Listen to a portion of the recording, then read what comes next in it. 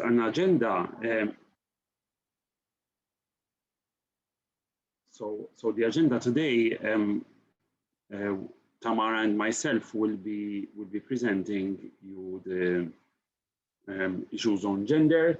I will be giving you an introduction to gender, the key concepts in gender equality, gender dimension in the R&D, the gender-related cause expected in 2021, 2022, and then my colleague Tamara will come after me with some slides on the gender-sensitive communication exercise, the gender equality plans, exactly what they include, and the case study, what to include in your gender equality plans, the updates on the gender equality plan eligibility criteria, and some examples of inclusion of gender dimension in projects, and some resources and links where you can find further information. So just by way of an introduction to gender, as you might well know, for some time the European Union at EU level has pushed quite hard to have a legal base that sets gender equality as a cross-cutting priority. And when we say gender, we do not talk about gender balance between men and women, but it's wider than that. So it goes into also gender discrimination in terms of sex, race, for example. It could be also be sexual orientation, etc. So it's the meaning of gender goes wider than having, for example, 50% of men and women. When you go beyond the gender balance between men and women, we call it intersectionality. So the EU is pushing in the direction of intersectionality rather than gender between just men and women. One of the major features of Horizon Europe, which starts in 2022, we will have a gender equality plan which would need to be in place for public entities. So from 2022 onwards, if you're applying for a Horizon Europe project, you would need to have this gender equality plan in place. Tamara will later come back with more information about this. This cross-cutting priority for the European Union also means the integration of the gender dimension into research and innovation content. So even when you are designing your project, the content needs to have this gender balance approach. And also increasing gender balance throughout the program. So the idea here is to have gender balance also in boards, for example, expert groups in the evaluation committees, for instance, etc. So how do you integrate gender equality in your project? As I mentioned before, intersectionality is an important point to take into consideration. So do not limit yourselves in your project to simply having a balance between men and women, but it goes further than that. So it's important to think with this idea of intersectionality. Also seek the right balance within your team. So your team has to have the right balance between men, women, maybe race if it's relevant, or sexual orientation if it's relevant. Probably in the results, it will be more relevant to go into this deep intersectionality of your content.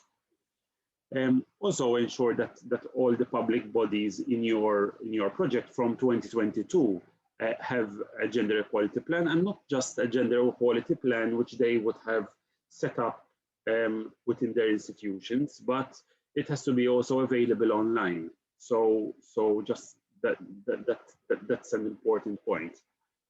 What I'm saying in this slide only applies to if you are a coordinator. So these are the kind of tick boxes you have to tick when you are forming your consortium.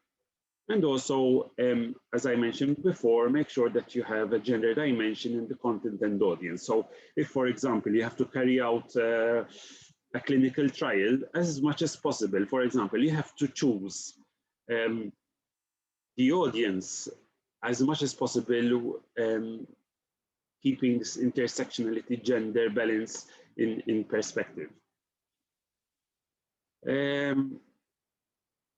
So the gender dimension of R&D is taking into account sex and gender in the whole process of research and innovation. It is mandatory unless the call specifies otherwise. So unless the call tells you that you do not need to take gender into consideration, just take it as a given that the call requires that you have sex and gender taken into account in your project. According to a study that the Commission had commissioned back in 2020, and there you can see the link to the Commission policy guide and fact sheet on gender. Every cell is sexed and gendered, so in the eyes of the Commission, everything needs to have sort of intersectionality and also gender. Also, having this balance gives you added value to your research in terms of excellence, creativity, and business opportunities. It also gives a better understanding of the needs of certain cohorts. So sometimes you might be carrying out studies on certain groups of people, which might not be the same needs of other groups of peoples, and also it can also highlight differences also in behaviors and attitudes of different groups of people. And also, if you are going to be launching new goods or services, it could be that certain goods and services might not appeal to all sexes, for example, races. So it's important that you take all this into consideration when you are doing your proposal and also when implementing your project. The common risks and mistakes that can be undertaking is that you use gender stereotypes, for example, taking sex and gender in binary categories, for instance, not considering other categories through intersectionality, assigning differences to different sexes, for instance, over accentuations of one category more than the other, for instance. So these are all mistakes that can be picked up in the evaluation. So it's very important that you think of this during your proposal and also when implementing it. So to kind of change a little bit what we've discussed so far, I will now go into the related calls which should be expected in 2021 and 2022. As you will see in these 4 slides that I will be giving you, I will be presenting, you can see that there is quite a lot of assistance both to the organizations, to the member states, and also there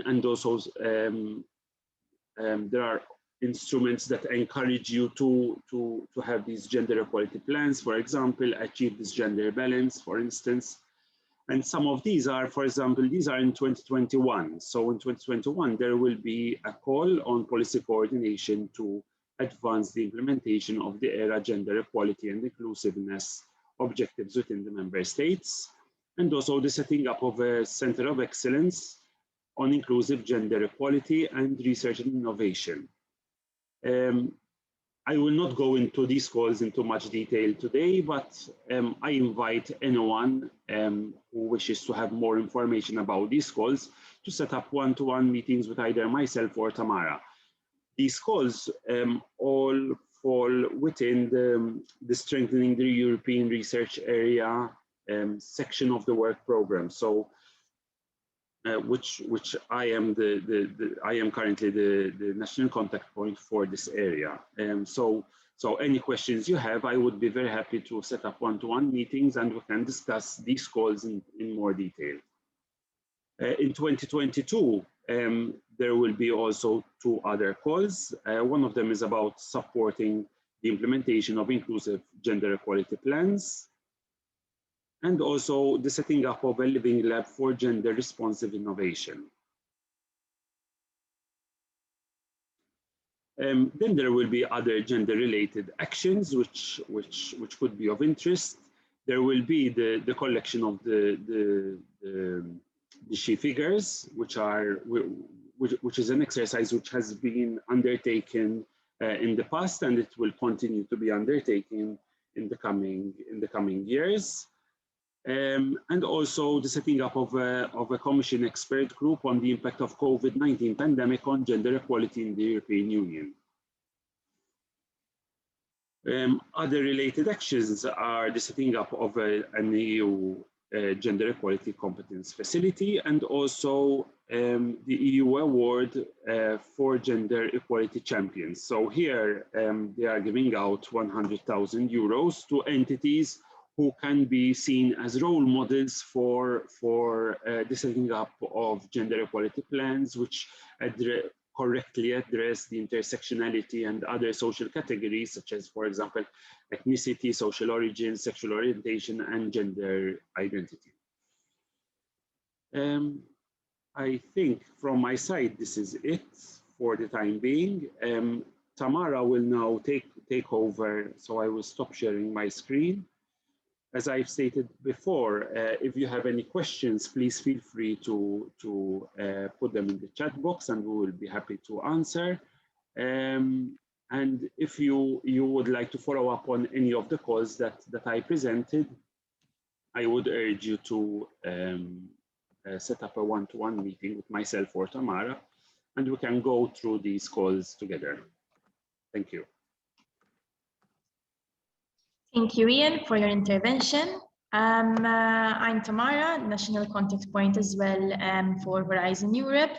I cover several different areas, including the social sciences. And I also work together with Ian on gender issues in Horizon Europe. So to start with, I wanted to do this exercise with you. It's on gender sensitive communication. A very short exercise where we're going to analyze a policy document from the fictional country of Michelin. We're going to see how many examples we can outline of kind of, let's say, gender inappropriate words in this document. It's a very short document. Maybe my colleague can kindly paste the link to open this document in the chat. In the link. Oh, in the chat, Tom. It's in the chat, very good. We will kind of understand how in the future we as individuals can write up policy document or even job openings, which could be more a bit in their language, could be a bit more sensitive. So I invite you to open the link. I will open it myself so you can see it. Open link.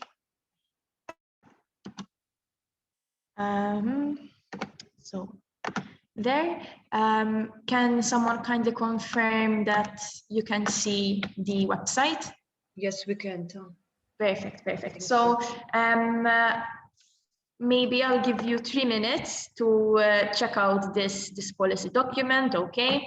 The example here, there are around 9 examples exactly. So when you click on a specific word, you'll understand which kind of gender insensitive word it is.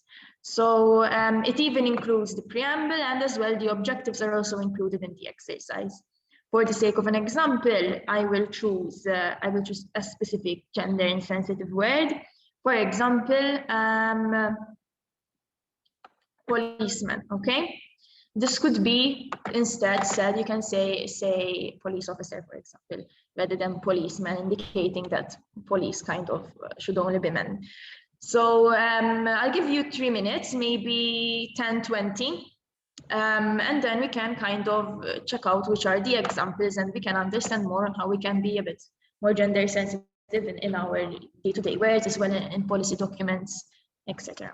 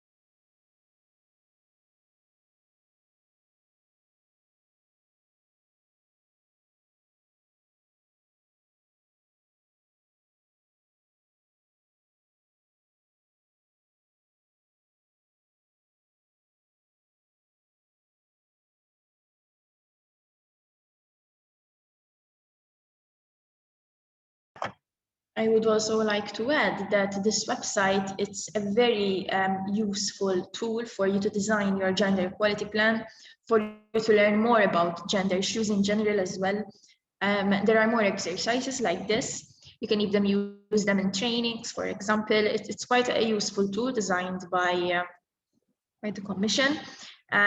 For example, this is a quiz on kind of a policy document, but there are more. There are on job descriptions, legal text. So you can do these exercises on different types of documents, let's say that.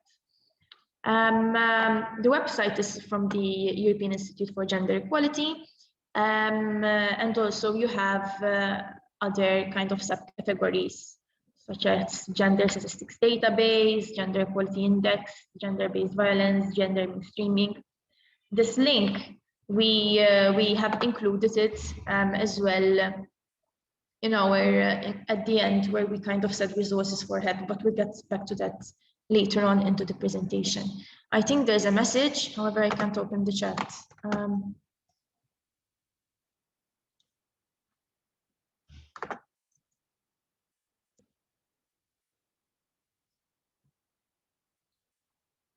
Very good. Thank you, Jazan. And Jacqueline as well. Okay, I think that everyone managed to read this document.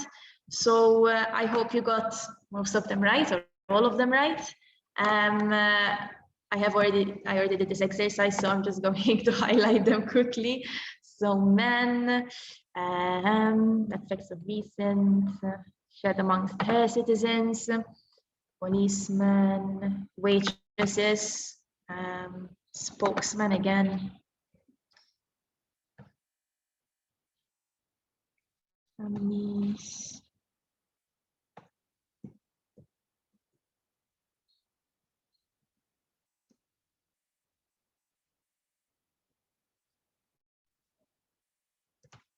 Virile, very tough word. Himself as well. Of women, work-life balance should be for both men and women. Boys and girls, and I think those are all of the 9 examples. So there's nothing particularly wrong with boys and girls, for example, but it's always said boys and girls, like you rarely hear girls and boys, and indirectly it might affect, it won't affect you directly on face value. You won't see that there's anything wrong with saying boys and girls, but you're already kind of instilling a mentality that, for example, it's always going to be the boys first. So it's just good for even, for example, educators to switch it up a bit, say girls and boys sometimes. So you would submit the results to see your answers, and there will be justification for each keyword. For example, you'll see the reason why man was highlighted. So casting the male as generic and focusing only on the experiences of men and boys. As I said, policemen, waitresses, so gendered occupation. The S is also trivializing here. Virile, it's kind of a gendered adjective. Spokesman, you could easily say spokesperson. So things like that. And that is basically this gender sensitive communication exercise. I hope you enjoyed it. So I will now move on to the slides again.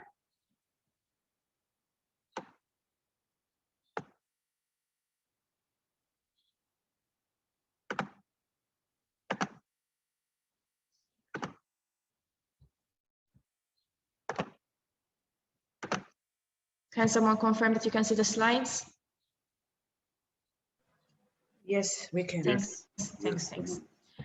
So we're moving on to the gender equality plans. As Ian said, they're going to be an eligibility criterion, and it's going to be applied for public bodies, research organizations, and higher education establishments from EU member states and associated countries. They need to have a gender equality in place. There's going to be a transition period, so do not worry if you're going to apply for the 2021 calls. This will come into force in 2022 calls. It will be a self-declaration, so you do not need to upload a document per se, but if for the time being you are still drafting your gender equality plan, let's say you are applying in 2022, because this is a question we're getting a lot. Let's say I'm applying for 2022 and I'm still writing up my gender equality plan.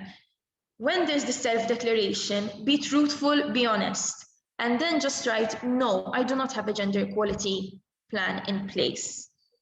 The EU, the Commission will not penalize you for that, but once you sign the grant agreement, yes, then yes, you need to show your gender equality plan. So do not worry, you can apply. So you can apply without a gender equality plan, but make sure that you're working on it. So if you get selected for funding, you will show it. Okay, so you have an extra, let's say, the transition period once you're evaluated, okay, you will not be disqualified if you do not have it already in place. Just be truthful, and once you're selected for funding, then yes, you have to have it in place. There will be regular checks throughout Horizon Europe, and you can also pass on an additional document as an equivalent document. So if you have like a strategic plan or an inclusion strategy, it's accepted as long as it represents the co-created building blocks, and we will get to them a bit later into the presentation. But yes, if you have something similar, it can be considered as a gender equality plan. Make sure it is on your website, accessible for everyone, and that's it basically. So I'm going to move on to the co-created building blocks I just mentioned. So there are basically 4, and these are recommended. So they are not compulsory, they're recommended, but obviously try to have them. Okay, so you should have a public document. So as I said, publish it on your website, easily accessible, signed by the top management. Dedicated resources, yes, dedicate some resources. For example, you would have someone in your team as an equality officer or a gender equality team. And even organizations, they may reserve working hours of existing staff, for example, academic, management, HR, for equality work. And as well, obviously have some sex and gender segregated data collection across all subcategories. This is under the data collection and monitoring, and obviously have a comprehensive evaluation approach. It's good that in your document you would have an annual reporting of gender imbalances across job categories and leadership positions in order to analyze, evaluate yourself and improve on it in the coming years. And as well some training and capacity building. For example, this exercise I did, it could pass on as training as well, obviously a bit of more elaborated. I try to keep it short since we're constrained a bit with time, but Trainings like these, they're very good, and you have all the tools. The Commission dedicates a lot of tools to help you into doing these. So you can do some information, dissemination material, workshops, some working group dedicated to specific topics, and as well tackling unconscious gender bias among staff and decision makers.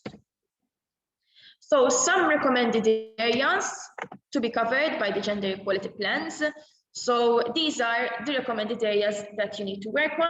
I have a case study as well to show you on how this university, this institution managed to incorporate the building blocks and these recommended areas. These are always recommended areas. You can go over and above the recommended areas and you can work on something similar as well. So there are 5.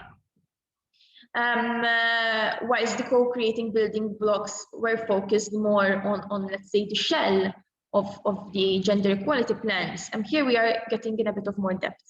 So the first one is on work-life balance and organizational culture. So have some parental leave policies, flexible work time arrangements, gender balance in leadership and decision-making, maybe could include some quotas, gender equality in recruitment and career progression, and as well in recruitment, you could include some inclusive languages for job vacancies. So for example, you do not say policeman if you want to hire some police officers, and as well some unconscious bias training for HR managers.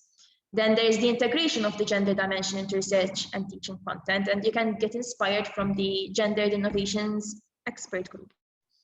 Some other measures against gender-based violence, including sexual harassment, is very important to have in place, and I'm sure that a lot of institutions already have some form of policy on this. You need to have in place a code of conduct or an intervention protocol in case of complaints. Some examples and good practice from other universities. For example, under the first area, so work-life balance, the University of Warwick, it funds to support staff who care for children or others to attend conferences. Another university provides childcare services, kindergartens and playrooms, short-term babysitting for staff and students, partially funded by the university, or even babysitting at events organized by university.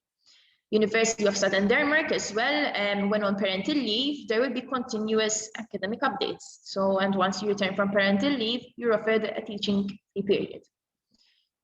Under gender balance in leadership and decision-making, you can do some gender sensitivity training, removing stereotypes through capacity building, gender sensitive languages, support and management of the institution for gender equality, and the creation of a position or unit with specific responsibility. For example, as we spoke earlier, like a gender equality officer.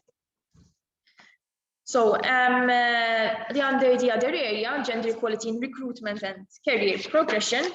So there would be an open position for advertising, gender sensitive languages describing the position, actively finding and reaching out to possible female candidates if they are underrepresented, or male candidates if they are underrepresented. Obviously, we are always striving for gender equality, and as well possible gender balance among candidates selected for interviews. The University of Copenhagen, so at least one applicant of either sex before a vacant post can be filled, or at least one person of each sex in all appointment and review committees. Integration of the gender dimension into research and teaching content, so trainings and workshops. Integration of the gender dimension into research content is mandatory for Horizon Europe projects. The FIVS University Network, it issued some guidelines for mainstreaming gender in university and teaching. You can obviously Google these universities and you could have more information, get inspired from them. From the University of Santiago, the prize for the best integration of the gender perspective into education and training. So you can even include some prizes.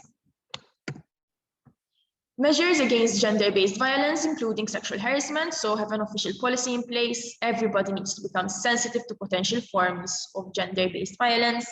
Tailor-made compulsory trainings and workshops. You can also get inspired from the University of Oxford or University of London. So it's a cycle. Once you create the gender equality plan, it's a cycle. It's a cycle split into 4. So design and planning. You design and plan your gender equality plan. You implement it, you evaluate it, and you monitor it. And then obviously some analysis and audit takes place. And obviously, we're going to speak more on how this audit can take place. So a gender audit is different from your typical financial audit. It's a social audit. So it belongs under the category of quality audits, which is different from the traditional audit that we're more familiar with normally. So how to do a gender audit? Have some external expertise and internal expertise. So this is a recommendation. Have some of both. External expertise, for example, you would have someone that could do the qualitative part of the audit. There are as well some other toolkits. I inserted the link for a specific toolkit from the European Institute of Gender Equality, and as well internal expertise. So as we said, a gender equality officer would be quite an important position to have in your institution, and ideally includes people with different positions within the institution. So by having an external expertise, you would kind of get the qualitative part in. But with the internal expertise, you would as well get a feel of the institution. You would get more opinions on how the institution is kind of carrying out their gender equality plans. And as well, how can you do this? Maybe you can do this through interviews, questionnaires. So like you ask them, how do you feel? Do you think that this is working? Have you encountered with any problems? And simply you get those results, and then you implement them again in your next gender equality plan. Or if you want to improve it or you edit something, just be flexible with it. You analyze the audit and you can change it according to the current needs. Some more information on how you can do a gender audit. You can do it by external expertise, but you can do it in-house. Again, we always recommend it's kind of a co-creation approach, so you do it together. Some desk review and analysis of the organization's key documents, consultation through interviews, focus group discussions, self-assessment surveys, or other channels of consultation. Tabulation and analysis of the collected data. Data may be analyzed using different gender analysis methodologies. Sharing and discussing the main findings with the women and men who participated in the audit and the managers of the organization before the final report is presented. There's the GEAM tool, so the Gender Equality Audit and Monitoring tool. You can definitely use this tool to help you in your audit and help you understand more on how this tool works. I also inserted a link, so if we have some time, we can look at it as well. So case study, the Central European University has already published their gender equality plan. You can get inspired from this university. I inserted the link to the document, and this is a screenshot I took of their document. It's a 16-page document accessible on their website. And they have a gender equality working group. They have 4 persons assigned for this, and it's split into 8 key priority areas. And if you can notice, they included the areas that were addressed by the Commission. So gender in leadership and decision-making, gender in recruitment, sexual harassment. So they included that and more. So I really recommend you have a look at this gender equality plan of the Central European University. So some updates on the eligibility criteria. So there's, as I said, there's this transition period. So if you're going to apply for a deadline in 2021, you are allowed to apply without a gender equality plan. Obviously, down the line, you need to make it. You need to do it, because obviously in 2022, this will be a requirement. There's this self-declaration, and your gender equality plan needs to meet the minimal requirements. And by now we know what the minimal requirements are. They are the building blocks at proposal stage. So if selected for funding, following evaluation, there is a period until the grant agreement. I already highlighted this previously. Until the grant agreement is signed, that you confirm that the gender equality plan is in place, because there will be random checks from the European Commission. That's the information we have, but there will be some random checks. It does not have to be in English, but it's recommended. But as long as you have it, it's good. So ideally in English. and this is only applicable for public bodies, research organizations, or higher education institutions. So not for private ones or NGOs, etc. So sometimes we get this question, but I work in ICT and robotics, how can I implement gender equality? You can look at it from a gender equality perspective as well.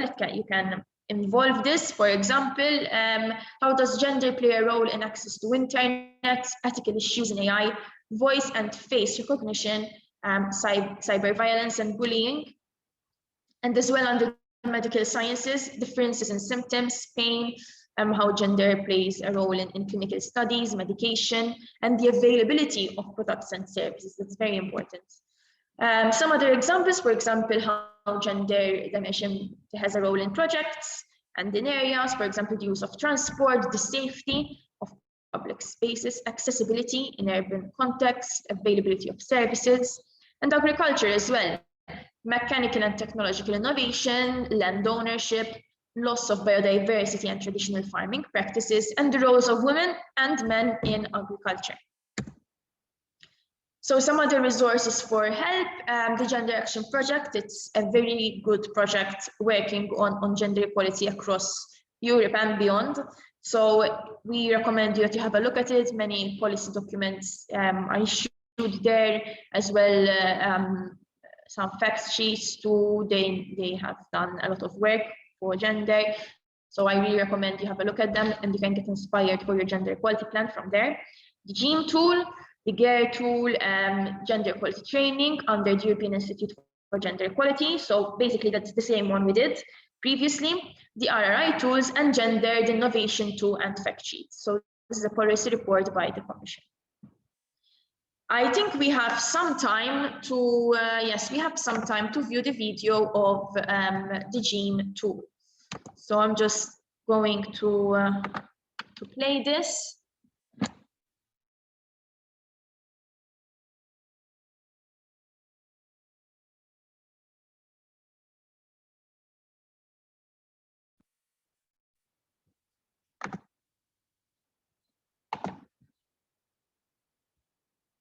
Okay, can someone confirm that you're seeing the GEAM tool, the video? Yes, like yes, we can.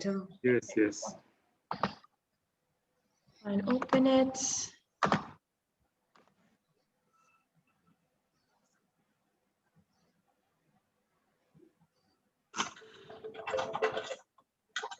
The gender equality enables research institutions to carry out a standardized survey in order to gather basic gender equality. It helps you to gather like gender equality.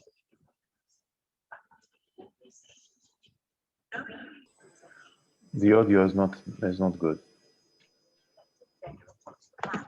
Yes, unfortunately, the audio will be a bit low probably. Okay. I did it on Max, but you'll receive the presentations and you can hear them a bit better. Thank you.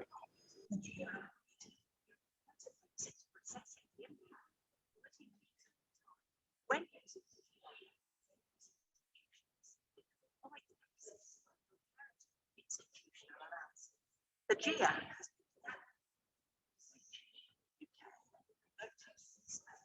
the Open University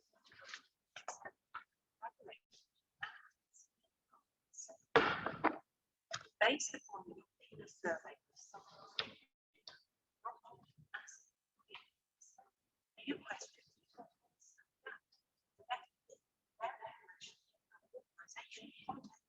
in Europe. The GIA is pretty comprehensive to cover socio-demographic such as age, gender, or citizenship,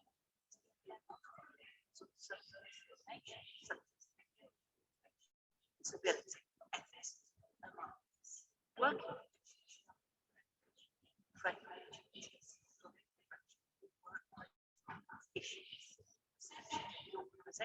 Tamara, we have a suggestion in the chat that they prefer to see the video on their own because we can't understand. Maybe it's a good idea. Definitely, I just wanted to show how the questionnaire works. So technically, so what she's saying that it's a questionnaire available in different languages, mainly German, Spanish, as well Polish, English, obviously. That's the base language. And you can use it anytime. Just simply connect them to an email, and they will definitely help you in doing your service, in doing this questionnaire. So it's a very useful tool. So even if, for example, you do not have the resources to hire external expertise to help you in your audit, just use this tool. Okay, there are a lot of tools, free tools that help you in doing the perfect gender equality plan. Yes, you need to dedicate some time, so that's reality. Yes, you need to dedicate some time, but there's so much information. We can always assist you as well, but definitely it's something doable. And there are probably already existing policies in your organization that they can fit into the gender equality plan, or even can be considered as a gender equality plan. We are directly connected with the Commission. So for example, if you have a specific document and you think that it can be passed as a gender equality plan, we can definitely ask the Commission would this kind of be considered as a gender equality plan as well.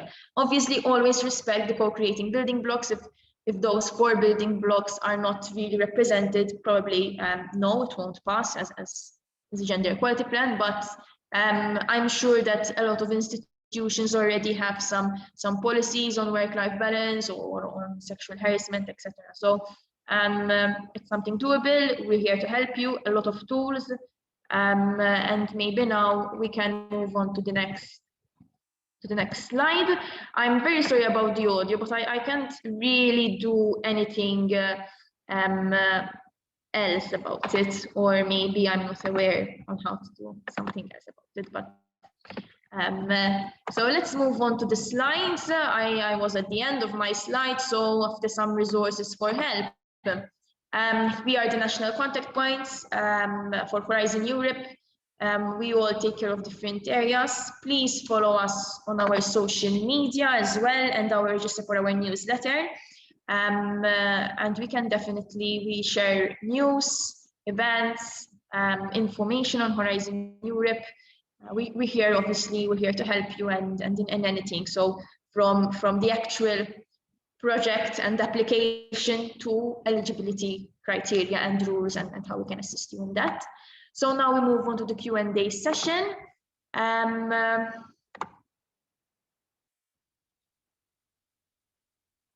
So I see that the chat was a bit active, so very good.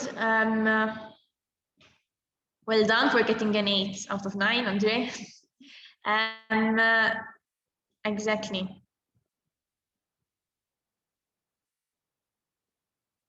So yes, you can definitely access that tool online, and I see that you were having some conversation in the chat. So if there are some specific questions, maybe if you have some specific questions, you can always unmute or in the chat.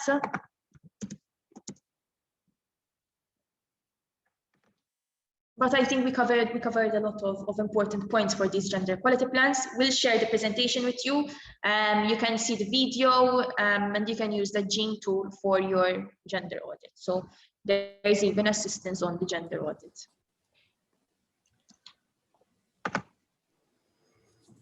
I have a question. Hi, this is Roderick from University of Malta. It's very easy to present data with respect to when it is binary, very male and female. Mm-hmm. But given that obviously gender is being intended in its widest sense to include also LGBTIQ+, mm-hmm. How can one present certain data without being offensive, stereotypical, and so on? So obviously you can, part of your gender equality plan, you can address this, that you're open, you're inclusive to all of the spectrum of gender. So definitely one is encouraged to support and as well, one could be a bit more gender neutral when it comes to issuing certain policy documents or job openings. So one will not be offensive if he's using gender neutral language.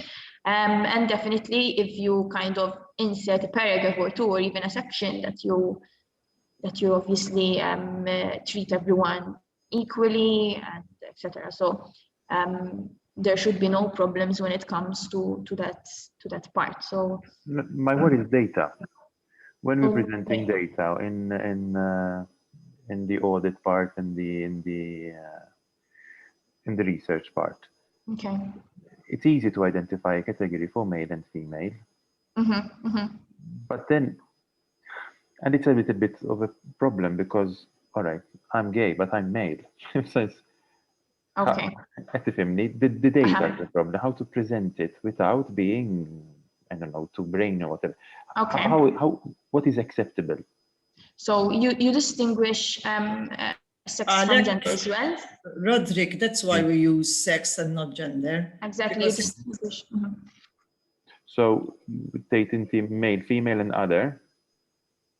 You can always let them type as well. So no, I'm not referring to this individual, but if I can intervene, I think the key here is having neutral language. So exactly. So the audit will not be carried out on how many how you achieve the balance, for example, between I don't know, sexes or sexual orientation, etc. But really and truly, in the documents that your institution is going to produce, it needs to have this gender neutral language. So I think this is the key here. Okay. And the audit will be looking at these aspects, not really and truly how many, numbers, for example, gay males you are recruiting or giving, because then you can then the issue of inequality then comes in when you are giving too much importance to certain sexes or certain races or certain sexual orientation persons, for example. So so really and truly the most important point here to consider is that in your policy document the language needs to be as neutral as possible. Even when you issue a call, for example, for applicants, the language there has to be as neutral as possible. I think this is the main message that the Commission wants us to put forward. Thanks. I think Roderick has the issue that when we've just done an evaluation of our sexual harassment policy at the University of Malta. And when we did the evaluation, we introduced gender X. Unfortunately, the population was quite small and it might be identifiable. But it was very important to include them because their own response to the sexual harassment policy was very interesting. Yeah. Yes, How do we protect them as well? Because this evaluation exercise now has to become public. So your question is that if you want to share the kind of the analysis? Yes, that's the issue. Okay. And another issue is that statistically, since they were such a small population, it's not a viable statistics because they were very small, like 10 only. So we can't do certain statistical exercises with them. Okay. I mean, so you did this on your staff or with the students? Sorry, maybe I didn't get that. Both. We ran a survey about how effective our sexual harassment policy is at the moment to be in a better position to address the perceptions next year. So we ran the analysis with both our student population and the staff population. One can obviously share the results since you are not mentioning specific names as well. And this might also inspire that certain category of people to voice their opinion. So in a way, you wouldn't be in the wrong if you share your results. However, what is the most important thing to share is your equality plan. So I believe that universities, as I showed you, didn't share any specific results. They just said their policy. So I can ask the Commission if it is required to share the results from the surveys. However, from the information we got now, they only said that they would only need a plan on the website. So you do not need to share the specific results maybe in detail, but obviously I can ask the Commission and I will get back to you obviously in writing. Maybe we can take note of that. Tara, I have another question. Is staff limited to academic staff? Because I find it a little bit discriminatory if we're speaking about research entities and we'll leave out other types of staff where the discrimination there is more rampant, I think, vis-a-vis career opportunities and salary than academic staff. Obviously, you include all of the staff of the institution. Maybe certain policies in other universities focused on the staff, but it seems that you outlined the gap and you can address that as well. So obviously you are free to do your gender equality plan as the institution requires. So no need to copy word by word other gender equality plans. If you see that it is more relevant for you to include a certain group of staff or etc., obviously include them. The plan is quite free. There are only those 4 building blocks that you kind of need to have a structure of those 4 building blocks, but then obviously you're free to include all types of staff. So not simply the academic part of the university. And what I want to add to what Tamara has just said is that even, for example, when you are disseminating information, your audience, for example, I mean, try to think of having this inclusive audience that you can reach all target groups and not just, for example, mainstream. So the idea is also when it comes to dissemination. For example, if you are creating a website, for example, or you want to launch a questionnaire amongst your students, for example, that should be open to everyone and not limited to certain groups of people or discriminated against certain groups of people. So that is the idea. Yes, and I also mentioned previously that if you're going to assign a gender equality officer or a small group working on gender equality, such as the Central European University, it has 4 persons, had 4 persons working on it. However, the Commission suggests that you include people and employees of the institution from different areas. So it is encouraged that you, yes, include researchers, obviously, but even other employees of your institutions that maybe aren't researchers. So technically, even the Commission suggested that you should actually include all types of people into your gender equality expert internal group as well. So even someone from HR, very important that you have someone from HR as well. Maybe as well some researchers, some experts as well. I'm sure universities have a lot of gender experts in-house. So yes, we do encourage actually that you have different people from different areas in this working group.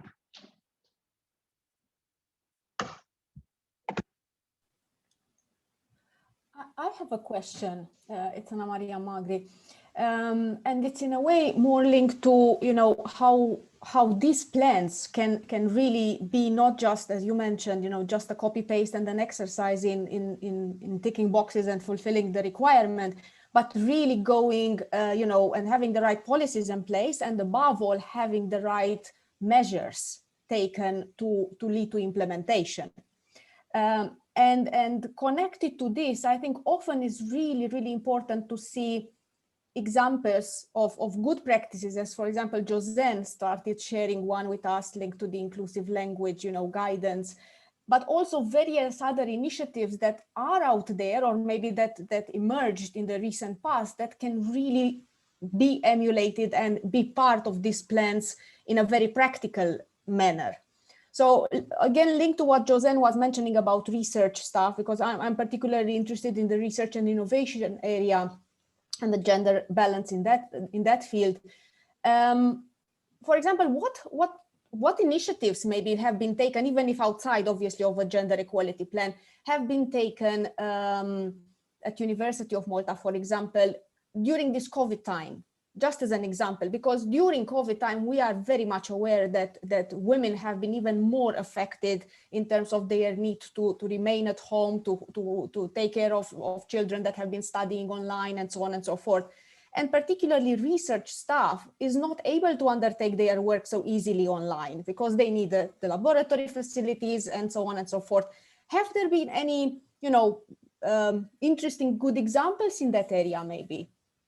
So for the time being, I had only received some statistics and information that women, more than men, were actually publishing less papers because of COVID. So, so women were kind of taking care of their families, working online, and they didn't have as much time to participate, to publish papers. So because of COVID, men, according to this research, had kind of a bit of a more advantage, and the female researchers didn't publish as much as men. But specific actions taken on this, I haven't encountered yet. Obviously, COVID is still quite, we're still kind of getting used to COVID, and we're still building on these studies and research happening. So if you're interested in the studies, I will try to find it as well, because I have learned about this in one of my previous meetings. So I will try to find exactly the studies. But for the time being, unfortunately, I do not have examples to show you. I'm not sure if the University of Malta has already put something in place. Obviously, I come from MCST, but definitely if I'm aware of any good practice, as I shared in this presentation, I will definitely share it through our newsletter, social media, etc. But for the time being, unfortunately, no, I do not have a specific policy in hand and tell you, listen, yes, this university did this to address this issue. So thank you very much for your question. Actually, I see that Janet raised her hand. Hi, good morning, everybody. Thanks very much. This is extremely important. As some of you may know, I evaluate proposals, and I already have the first batch of Horizon Europe proposals to evaluate. And I assure you, gender equality plans are ticked or not ticked. So they're being asked for already. So it's extremely important. To follow on with what Roderick and Josiane asked, just to put into the picture, Tamara, the Gender Equality Committee at the University of Malta is now the Gender Equality and Sexual Diversity Committee, and we're working very hard, thanks to Josiane's and Roderick's leadership in this regard. And the university hopefully knows the importance of having this in place, and even though it's included in the strategy, of course. I wanted to ask, because we're aware as well that there are other areas of discrimination, and I was wondering personally whether this work which we're doing now with respect to gender equality, and luckily both us as University of Malta, myself and Josiane, even MCST, were involved in gender action. So we do have access to a lot of the documents you've mentioned.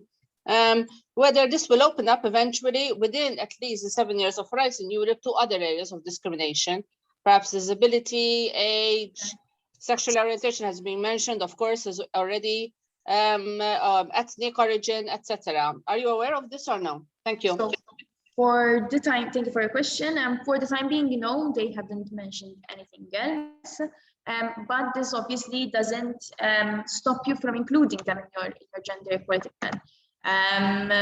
So definitely one can include them as an equality plan. Maybe it could be a bit separate than gender, but no, we haven't received any direction if there will be another area of focus of an equality plan yet. Obviously, if we receive, we communicate it through our usual channels.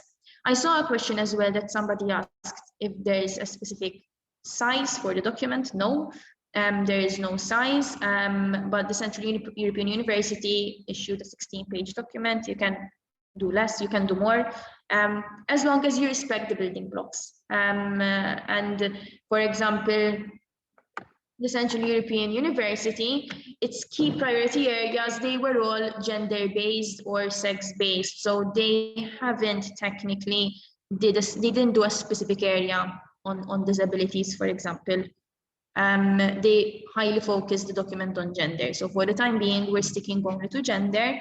Obviously, if we receive some more information, we can definitely share this, but nothing stops you from including other aspects as well. So the gender equality plan is free for you to design and implement it as you please, as long as you respect those 4 building blocks. Maybe I can show them again. As long as you represent those 4 building blocks. So as long as it's a public document, as long as you dedicate the appropriate resources, as long as you collect some data, you can use the GEAM tool for that, and you do some training and capacity building in-house. So this also ties in. Yes, fine. Hi. Jenny, cousin Jenna Harper has just sent us, me and Janet, a document produced by the Ministry of Education, Research and whatever in Denmark. It gives guidelines on what kind of gender action plan is expected from research and higher education institutions. Are you going to produce something like that? Because that would be helpful. We are replicating the information that we receive from the Commission. So we do not have the authority to come up with specific guidelines, but we obviously, what we receive from the Commission, we replicated. Our role is to disseminate information. Obviously, we can then do one-to-one meetings to help you in tailoring the gender equality plan. But as an institution, we haven't yet, we're not going to publish guidelines for the time being. But what we do is replicate the information, and then we obviously tailor it to your needs. And this is the approach we take on everything that we receive from the Commission. I'm not sure if that answered your question. What I want to add only on what Tamara has just said is that also, as I presented in the beginning, there are quite a number of projects which will be implemented in the coming 2 years, in which you can involve yourselves a bit more. Maybe you can get more information through. You could also participate. I mean, it's an opportunity also to hit 2 birds with 1 stone, because you could be participating, receiving funds and having the knowledge and the expertise you need to build your gender equality plan. So, I mean, it's something to consider for any public institution at this stage. So that's what I wanted to add. Basically, for the time being, the guidelines we have are those building blocks, those specific areas. So those should be your main guidelines. And then obviously, you can get inspired from other gender equality plans abroad and tailor them to your institution's needs. As well, the resources will help. So the Gender Action Project, the GEAM tool, GEAR tool, there's also gender equality training. So basically, one of the building blocks is to dedicate resources, and resources can also be personnel. So the website for the European Institute for Gender Equality, for example, has a lot of free trainings that technically you can do. So if you dedicate a few hours, for example, someone could do some training on this based off of the free tool that the European Institute for Gender Equality provides. So as long as you respect those co-creating building blocks, you're going to be fine, and there is no page limit. So basically, that's the main message we want to give you. Unfortunately, we are running out of time, but if you have any additional questions, please feel free to email me or email us on our General Horizon email address. I can, in the chat, type in my email address too. I will type it now. I hope that this session was very useful, and I really look forward to meeting you again. So if you need any help, do not hesitate. We can definitely have a chat and give you the information you need. And obviously, we are the channel between you and the Commission. So any questions you have, we will be more than happy to ask the Commission. So thank you very much for joining us. Thank you. Maybe we're going to launch a poll so we can get some feedback from you. We would really appreciate if you answer our poll, very short, 4 questions.